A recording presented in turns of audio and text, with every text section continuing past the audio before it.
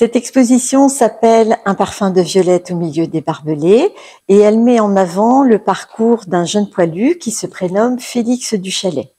Donc Baptiste de la MJC m'a proposé de l'exposer puisque à la MJC on est aussi sensible au devoir de mémoire. Donc c'est une dame de Lamballe, Sylvie, qui un jour m'a contactée pour me dire qu'elle avait le carnet de route d'un jeune homme qu'elle avait bien connu quand elle était petite. Et il s'agit donc du carnet de route de Félix Duchalet, originaire du Cher. Dans ce carnet, Félix raconte ce qu'il a vécu entre 1914 et 1919. Et ça en fait un ouvrage très intéressant parce qu'en plus de son témoignage de vie, il y a également les cartes postales, au dos de laquelle j'ai retrouvé la correspondance qu'il échangeait avec ses parents. Donc non seulement on a son témoignage de vie, on a la correspondance qu'il échangeait avec ses parents et des cartes postales qui illustrent ces 5 années de vie. Donc j'ai proposé à Baptiste d'accueillir l'exposition sur une période où du mois de novembre qui correspond tout à fait à l'armistice et au devoir de mémoire, puisque je suis très sensible à la transmission.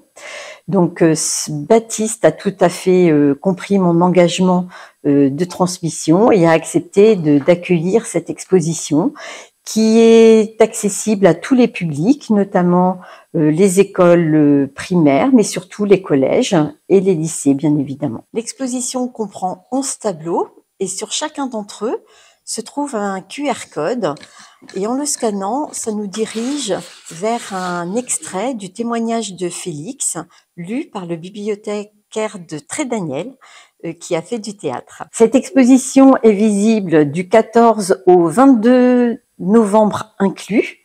Elle se terminera donc le vendredi soir et se clôturera par la conférence tirée du carnet de route de Félix. À partir du carnet de route de Félix, que voici, j'ai fait un livre documentaire qui s'adresse essentiellement aux adultes et j'en ai fait également une version pour les enfants puisque je souhaitais que eux aussi aient accès au témoignage de Félix. Je n'ai pas mené ce projet toute seule, je me suis fait accompagner d'un graphiste mais aussi d'un illustrateur, Bruno Daverdin, que j'ai rencontré à Lamballe.